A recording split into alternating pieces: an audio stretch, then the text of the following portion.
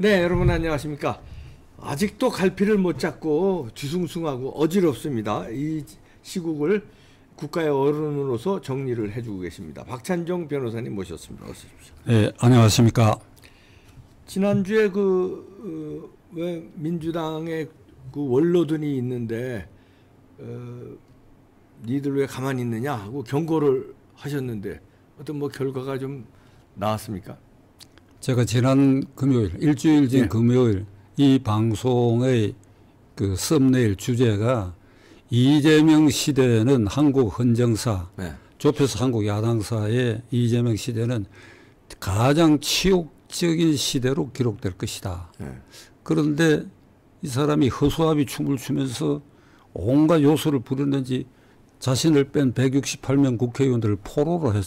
네. 그 중에 이제 발언을 하는 사람 몇 있는데 분위기 전체가 완전히 포로로 장악해가지고 그걸 방탄의 울타리로 총동원하고 있으니 권노가 문희상, 정대철 등 원로들 이런 원로들을 나서서 이걸 바로잡아야 될 거 아니냐. 네. 그 경고를 하셨죠. 얘기를 했는데 그 주초에 문희상 전 국회의장이 이 방송에 나와가지고 말하자면 경고적 얘기를 합디다. 아, 그랬군요. 그러니까 내용은 이게 이낙연과 이재명이가 만나라. 내년 선거 이렇게 가면 망치는데 망치면 둘 다 죽고 나라 이 당도 망친다는 그런 얘기인데 글쎄 그게 어느 정도 효과가 있을지는 모르겠으나 제가 막 그런 움직임이 좀 있는 사이에 그 만나면은 이재명한테 당신 그만둬라 이 소리를 이낙연이 할 수 있을까요? 그렇게 해야 진짜 되는데. 근데 그 발언 전체 취지로 뭐 그 소리야. 아, 그러니까. 물러나라. 이재명 그 물러나라. 소리인데 이낙연이 그런 얘기를 해야 이제 된다. 점잖게 이렇게 얘기를 하는 것인데 네. 그러니까 이거 바로 찔러야 돼. 바로 찔러야 돼요. 그 자들은요. 네. 그 이게 지금 허수아비 춤추고 최악의 시대에 점잖게 애둘러서 무슨 우회적인 방법으로 얘기를 하고 지금 이럴 시기가 아니다. 네. 잠깐 그런데 지난 일주일 사이에는 네. 이제 이화영 사태라고 해야지요. 그렇죠. 이화영 부인이 이게 난리 났습니다. 이게 터져버렸단 말이죠. 이화영 평화부지사가 쌍방울 김성태 회장하고 접촉을 해가지고 만주에서 북한 관계자도 만나고 북한의 아태 평화위원회 간부도 서울에 온 일이 있어요. 네. 경기도에 와가지고 이재명하고 모두 같이 사진 찍고 아주 쾌활한 모습을 보인 사진도 있어요. 그러면 평화부지사라고 하는 그 자리가 목적이 이재명을 평양에 북한 지도자로부터 초대받게 하는 거거든. 그 목적이죠. 그거예요. 그래가지고 김정은하고 만세 부르는 사진 찍는 거 이게 필요한 거거든. 네. 그게 있으면 경기도지사에서 민주당 대통령 후보 되는데도 아주 결정적 유효 카드가 되고 그래서 본선에서도 이게 평화통일을 지향하는데 북한하고 통한다고 하는 증명사진이 되니까 그러니까 그 목적으로 평화부지사라는 자리를 다른 도에는 없어요, 그게. 정무부지사지 평화부지사란 말이 없어요. 그러니까 이화영의 임무라고 하는 게 기본적으로 결국 쌍방울을 통해서 북한이 요구하는 방북 비용, 초청 비용, 경기지사를 부르는데 비용 든다. 헬리콥터도 띄우고 뭐도 하고 해야 되는데 500만 불 내놔라 한 걸 그래서 300만 불로 줄여가지고 송금한 사건에 이화영은 지사한테는 보고한 일이 없다. 이렇게 이게 시집을 떼오다가 이제 최근에 와서 법정과 검찰 진술에 이게 보고가 됐다. 그러니까 공모했다. 그러니까 보고라는 말은 그냥 공모하는 거예요. 공모라고 하는 것은 김성태, 이화영, 이재명 셋이 앉아가지고 요렇게 할 테니까 고맙다. 너 300만 불 그래주고 내가 은혜 갚겠다. 그래 그렇게 해달라. 요것만이 공모가 아니고 이재명이 이화영에게 이화영이 이재명에게 이게 300만 불 보내기로 했다. 그래서 이화영이 김성태한테 지사도 알고 있고 다 이렇게 했다. 그 김성태가 만주에서 전화도 걸었다. 요게 이 연결고리에 따른 공모, 요거 전체를 공모 공동정범이라고 형법에서는 말합니다.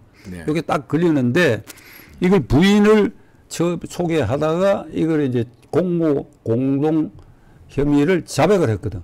근데 이 문제는 시간이 조금 가더라도 시청자 여러분들께 말씀드려야 할 게 이건 하늘도 알고 땅도 아는 일이야. 그러니까요. 김성태가 300만 불을 이유 없이 내놓은 게 아니고 이화여기가 이유 없이 평화지사 맡은 것도 아니고 그렇게 해서 그 초청 비용으로 300만 불을 그건 이재명 입장에서는 초청받는 게 절실한 과제지요. 네. 이게 우리 헌정사의 이게 어두운 구석 그 하나가 예를 들면 전두환 대통령도 김일성이 만나려고 몸부림을 쳤다는 거 아닙니까? 그 장세동이가 계속 직접 간접적으로 북한도 건너뛰고 나들이 하면서 그런 공작을 했는데 결국 김일성이가 거부를 했어.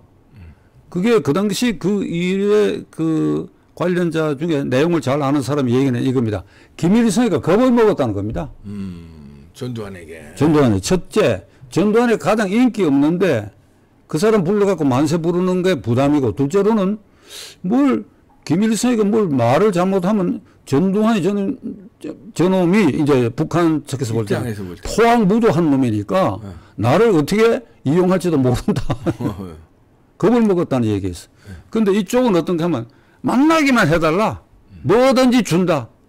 근데 만일 그때 만났으면 이쪽 입장에서 보면 어마무시한 아마 경제적 무슨 이게 이 물질 돈을 퍼부었을 가능성이 있어요. 그러니까 그 시기에 전두환 김일성 정상회담이 안 된 거는 천만다행이라고 하는 거야. 그러네요. 예, 그러네요. 근데 그런 것이 노태우 때도 이어지고 노태우 대통령도 그걸 모색했어. 박철원 의원이 그렇죠. 평양을 여러 차례 갔거든. 내가 그때 국회의원 때 이걸 폭로를 했더니 싸움이 붙어버렸어. 절대 간 일이 없다고 이래가. 아, 박찬종 변호사님하고 그때 당시에. 네. 박찬종 의원이 박철원 씨가 노태우 대통령의 이 밀사로 평양을 몇 번 다녀오고 그랬다. 박찬종 의원은 소영웅심에서 소설을 쓰고 있다. 소설이 그때도 나왔군요. 그때부터 나왔어. 그게 일주일 뒤에 사실로 판명된 일이 있는데 한동안 한 일주일 내가 몰렸다고. 그래서 잡아떼니까. 그러니까 노태우 대통령도 그걸 모색을 한 거예요. 그러니까 이 사진이 필요하거든. 김일성하고 만세 부르는 거예요. 그렇겠죠. 김영삼 대통령은 취임사에 이 김일성 주석하고 만나는 거 언제고 어느 때고 어떤 장소에서도 만나겠다. 그 취임사에서 연설한 게 있어요. 그 취임사할 때 나는 바로 뒷자리에 앉아 있었다고. 왜 그 선거에 나도 후보였기 때문에 초청받다가 그렇죠. 그거 막 이러더라고. 그래가 94년에 카터가 드디어 북한에 가지고 남북 정상회담 성사시켰지요. 94년 8월 중에 하기로 했는데 7월 말에 김일성이 갑자기 급사해버렸거든. 김영삼 대통령이 얼마나 서운해했는지 내가 좀 압니다. 그 다음에 김대중 대통령은 대북 송금 사건을 일으키면서 드디어 김정은이 만나고 만세 부르고 노벨상 탔거든요. 그거 노벨상 탄 겁니다. 그거죠. 그 노벨상 그거 탄 뉴스를 듣고 제일 억울해한 사람이 누구지 압니까? 김영삼이죠. 김영삼. 김영삼 대통령이죠. 그러니까 이게 한국의 남한의 지도자들이 요런 점이 이게 약점이라 그럴까 좋은 점이라 할까 이게 별 좋은 점은 아니지. 그게 그렇죠. 시도 때도 없이 그냥 증명사진만 찍는데 뭐든지 퍼준다 그러고 말이야. 노무현 대통령 갔잖아요. 갔죠. 임기 2달 남겨놓고 가서 또 만세 불렀지. 이명박 대통령인들 안 하고 싶었겠어? 그래서 추진을 했었잖아요. 그 싱가포르에 가갖고 뭘 이렇게 교섭하다가 여기서 무슨 간 사람들이 내 이름을 안 바뀌겠는데 몇만 불 차비라고 여비라고 주니까 그걸 폭로를 해버리고 그게 파토 나버렸지요. 그런데 박근혜 대통령은 2002년 대통령 선거를 앞두고 그 선거에서 노무현 후보가 당선된 그 선거를 앞두고 4월 달에 그 직전에 당을 만들었어. 박근혜 당을 만들어가 연말 선거에 유해창 당하고 노무현 당하고 자기도 나가서 3자 대결해가 대통령 되겠다고 그래서 2월 달에 당을 만들었어. 그 박정희 대통령 시대에 그 기라성 같은 장관들 남덕우, 김용한 전부 울타리를 세워가 했는데 이게 결정적인 것이 4월 달에 가서 김정일을 만났어. 그러니까 이거 해야 되니까. 그렇죠. 근데 이 사진은 안 나오고 면담한 사진은 나왔어. 4시간 동안 면담했는데 지금까지도 그 내용은 공개 안 됐어. 하여간 박근혜 대통령은 그걸 안 다녀왔다. 그 북한하고도 평화통일의 길을 열 수 있는데 후보다 했는데 7월 8월 내도 지지율이 안 오르니까 포기해버렸거든. 네. 그러니까 박근혜 대통령도 그걸 모색을 했.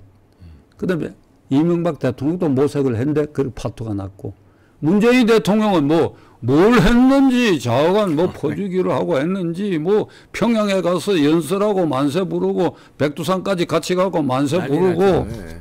그리고 삶은 소대가리라는 소리 듣고도 그냥 꾹 참고 뭐 하도 저쪽에서 욕설을 퍼부으니까 김여정의 이름으로 좀 예의를 갖췄으면 좋겠다. 이런 모기 같은 소리 하고. 자 그리고 이제 이화영 문재인 다음 대통령 선거가 가까이 왔다. 네. 그 민주당의 유력 후보로 등장하기 시작한 이재명이 이 흐름을 알기 때문에 가장 중요한 건 무슨 뭐 복지에 관해서 무한복지 퍼준다 하는 건 뭐 말이 편한 것이니까 북한에 가서 김정은이를 만나고 만세 부르는 건 쉬운 일이 아니니까 네. 그 지사 되자마자 이제 이화영을 앉힌 거예요. 네. 그러니까 시청자 여러분들이 이런 흐름과 속성을 안다고 한다면 이재명이가 김성태 300만 불 그 북한으로 보냈다 하는 걸 모른다고 하는 게 말이 안 되는 말이 안 겁니다. 모른다고 하는 게. 아니 그 서명한 것도 나왔고요. 보고한 게. 아니 기사가 그러니까 기사한테. 지금 증거가 다 나와 네, 있고 증거도 이제 다 이화영이가 나왔어요. 자백을 했는데 네. 그 하기 전까지 이게 모른다. 이화영이가 모른다 했다. 네. 이재명 지체에게는 보고 안 했다 하는 그거 말이 안 되는 소리죠. 이제 그 자백을 했어요. 자백을 하니까 어제 이렇게 얘기를 했습니다. 그러니까 이제 김성태가 등장하고 이화영이가 등장하니까 김성태는 지금 검찰의 거미줄에 걸린 나비 신세다. 그렇게 이재명이 얘기했습니다. 그러니까 이재명이 어제 예. 기자들에게 나비 신세다. 그러니까 그 거미줄에 거미줄에 걸린 걸려가 나비 신세다. 푸드덕 한다 이거지요. 예. 이제 죽는다 이거지. 그리고 검찰이 자기를 옥죄기 위해서 네. 김성태에 대해서는 이게 노상강도인데 경범죄로 기소를 했다. 어제 그렇게 얘기를 해요. 근데 이 사람이 말이지 이게 선동 용어를 만들어내는데 천부적 자질이 있는 것 같아. 예. 내가 긍정적으로 인정해야 되겠어. 네. 그러니까 소설 쓴다. 처음 기소할 때. 그렇죠. 두 번째 기소하니까 신작 소설이다. 그 세 번째 이건 이제 이화영 사건이 뜨니까 검찰이 정치한다 이러는데 어제 그 말은 저는 자신에 대해서 얘기한 걸로 봅니다. 아, 푸더덕거리는 나비가 자신이죠. 나비가 거미줄에 걸려서 푸드덕거리는 형상은 자신이야. 그렇죠. 근데 자신은 거미줄에 걸린 게 아니라 쇠사슬에 걸렸어. 쇠사슬에 걸린 나비. 예. 그러니까 뭐 그건 그래서 나비는 진작 죽지. 죽죠. 예. 그러니까 이제 그걸 쇠사슬에 걸렸고 걸린 이재명. 예. 노상강도를 경범죄로 기소했는데 노상강도는 본인이 노상강도야.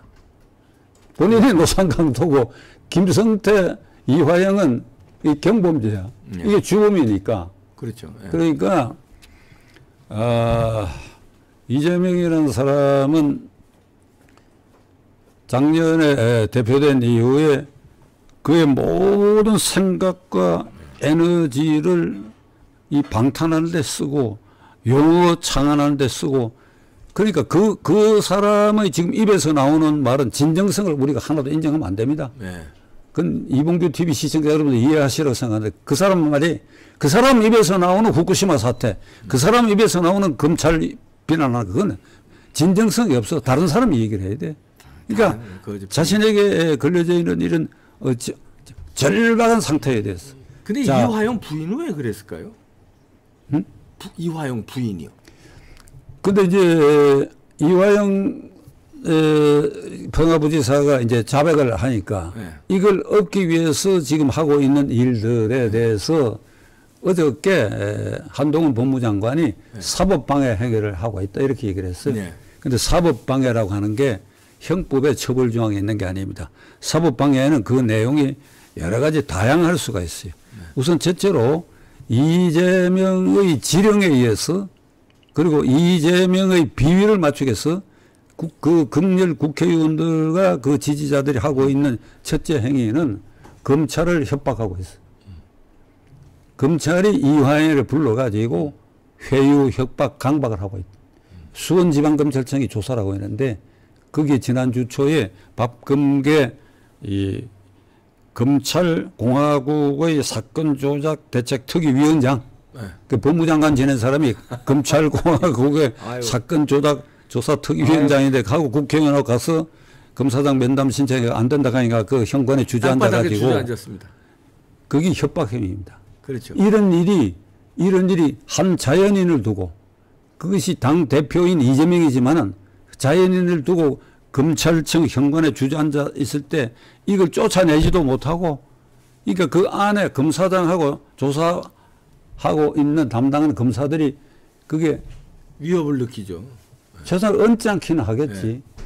위협을 느꼈다고 봐야죠. 네, 정치죠. 그러니까 이건 특수 공무집행방해입니다. 다중의 힘으로 직무를 집행하는 공무원에 대해서 협박 폭행하는 건데 이게 협박 행위야. 그런데 이 경우에 협박은 구체적으로 그 직무를 담당하는 검사단이나 검사들이 아주 두려움을 느꼈느냐 안 느꼈느냐 하는 그것은 중요하지 않습니다. 지금 저런 행위가 통상적 관련으로 봐서 위협을 느낄 수준이면 그 죄에 해당하는 거예요. 그 죄에 명백히 해당합니다. 일국의 문재인 정권 마지막 법무장관이고 그래도 일국의 국무위원 법무장관 한 사람이 그것도 2년 전에 장관 했잖아요. 그러니까. 그런데 그때 수원지검 직원하고 검사단 검사들이 자기의 인사권 아래에 있는 부하들이었거든. 그렇죠. 거기 가가지고 현재 이재명 수사 그리고 이화영 수사팀에 대해서 이런 식으로 협박하는 거 이거 해외 토픽에 나와 해외 토픽에. 그러고 창피하게. 이게 G7 국가에 등극한 나라에 국무위원을 지낸 사람 이 꼴이 이게 뭐 오늘 아침에도 그 자료 화면으로 그 퍼지고 앉아 이거 나와 있는데 그게 그 같은 방법으로 협박하더라도 그렇게 안 하고 할 수도 있지 않겠냐 이거야. 그러게요. 예의를 지키면서 이게 완전히 양아치 짓을 하고 있다. 양아치. 길바닥에 앉아서 그 뭐 하는 양아치. 겁니까 그게. 그 다음에 이화영 씨가 이제 검찰과 법정에서 그러니까 공모했다는 걸 자백을 했으니까 보호했다. 보호하고 알고 300만 불 보냈다고 하는 거 자백을 했는데 그에 대해서 그 부인이 이게 뭐 사생활에 대해서 내가 듣는 대로 얘기하기는 어려운데 그 본부인이고 또 다른 부인이 뭐 있다는 또 있고요. 소리 있는데 네. 작은 그 부인이 호적상 부인이 이제 법정에 나타나가지고 당신 그러면 다 죽는다고 얘기를 했거든. 이게 상식에 어긋나는 말입니다. 다 죽는다는 말은 맞죠. 이재명도 죽고 다 죽으니까. 그러니까 그게 무슨 소리인지. 실토론한 거예요. 너 죽고 이재명 죽고 다 죽는다 소리 같아. 그러니까. 근데 그러니까 너 하나 죽어라 이거죠. 이재명 죽으면 안 되니까. 이화에는 살지. 그러니까 나중에 뭐 아니 살지요. 이게 공범인데 공범의 주범은 어디까지는 이재명인데 이재명을 위해서 이건 봉사한 종범적 공범 관계에 있는 것이니까 이재명이가 징역 10년 간다면 이 일로 이화에는 5년인데 이재명은 전혀 모르고 관계없이 내가 독자적으로 했다 하면 이 사람이 징역 10년 살아야 될 거 아니에요. 그러니까 억지로라도 이재명이를 끌어대야 할 판인데 진실 관계가 지금 아까 제가 설명드린 그대로 이 진실을 얘기하는데 왜 부인이 법정에서 고래고래 소리 지르면서 이렇게 되면 다 죽는다고 얘기하느냐. 뒤에 강한 힘으로 밀었지. 이재명. 그게 미국에서 그 상식에 속하는 일이지. 이재명이죠. 그리고 오늘 신문에 시켜서. 오늘 신문에 보니까 뭐 측근 박찬대 나하고 이름도 비슷하네. 박찬대 최고위원이 뭐 부인을 만났느냐 안 만났느냐 뭐 이랬었는데 그 부인이 안 만나고 누구든지 안 만나고 그 가정 부인이 그렇게 용감하게 나올 수 있어요. 당당하고 아주 대범하게 했다는 거 아닙니까?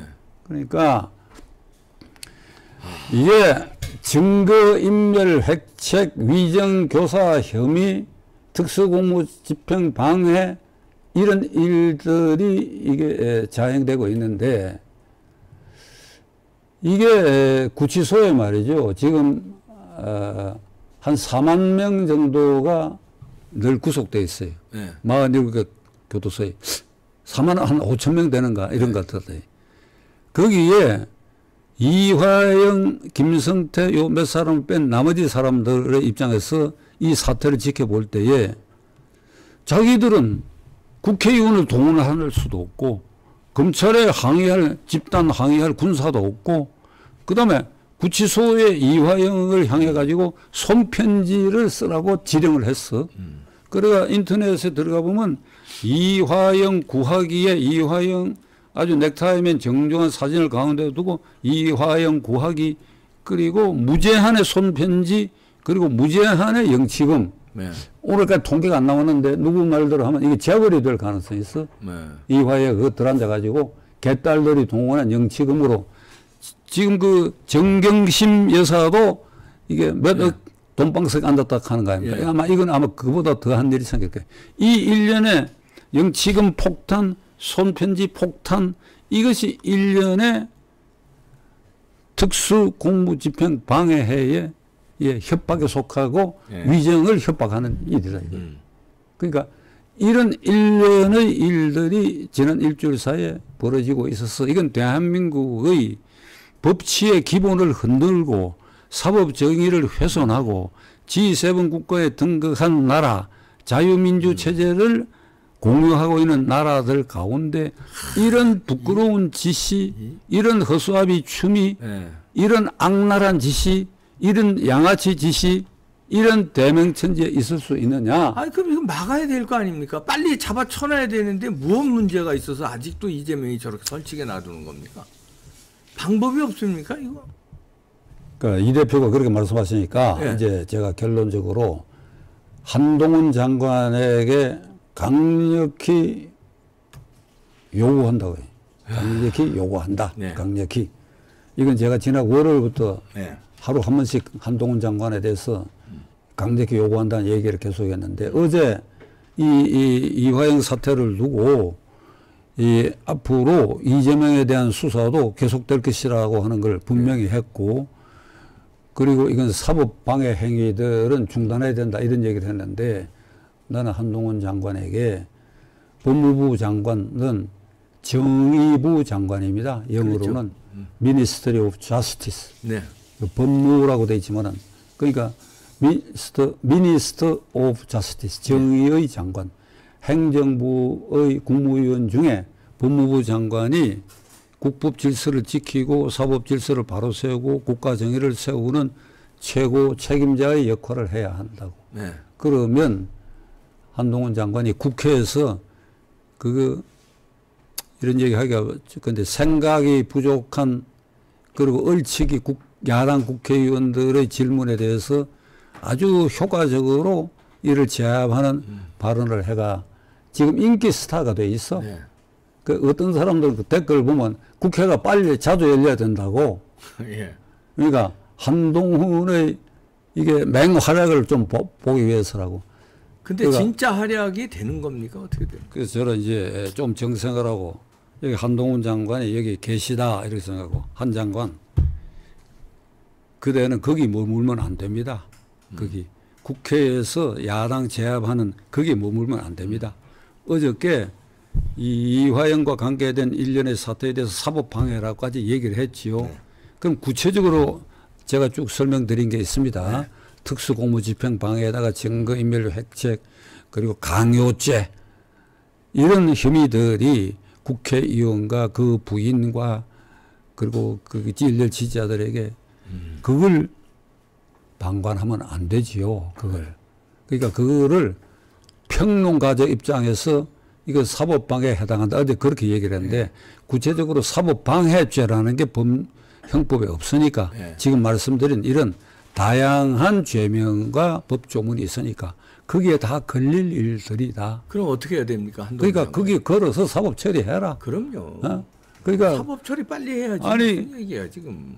우선 1차로 수원지방검찰청에 가갖고 협박한 박범계 의원 등 그 일당들 그 사법 처리해야지. 네. 그리고 그 부인도 불러서 조사를 해야지. 어떤 경위로 법정 소란을 하고 그러니까 법정 소란하는 그 재판장이 그 재판권 행사하면 그걸 뭐 감치 처분도 할 수 있지만은 그러게요. 그건 형법에 해당돼요. 법정 소란죄라고 하나 있어요. 네. 법정 모욕죄 같은 거. 그러니까 그 왜 그랬는지 배후가 뭔지 참고인 조사라도 해야 될 것이고 어떤 경위로 국회의원들이 집단으로 구치소에 면회 신청했다는 거 아닙니까? 네. 그러니까 그게 교정법상 그게 있을 수 없으니까 거절했다. 근데 그걸 노리는 거예요. 안에 있는 이화영에게 우리가 집단으로 너 만나려고 했는데 우리가 거절당했다. 이게 다 협박 행위입니다. 협박이죠. 압박이 되는 거죠. 그러니까 이 일련의 일들에 대해서 한 장관은 말로 좋게 이걸 사법방해다 할 일이 아니다. 그 검찰의 행동으로 보여라. 법무장관은 검찰의 포괄적 지휘권도 있고 네. 구체적 사건에 대해서는 검찰총장을 지휘합니다. 네. 검찰총장에게 이 일련의 일들에서 1, 2, 3, 4, 5 제가 말씀드린 이런 걸 참고를 해갖고 강력한 수사 지시를 신속히 해야 되고 네. 예? 그게 곁들여 가지고 지금 3년 6개월째 방치되고 있는 울산시장 부정선거 사건 네. 그게 왜 방치되는지 재판 진행의 주도권을 검찰이 쥐어야 돼요.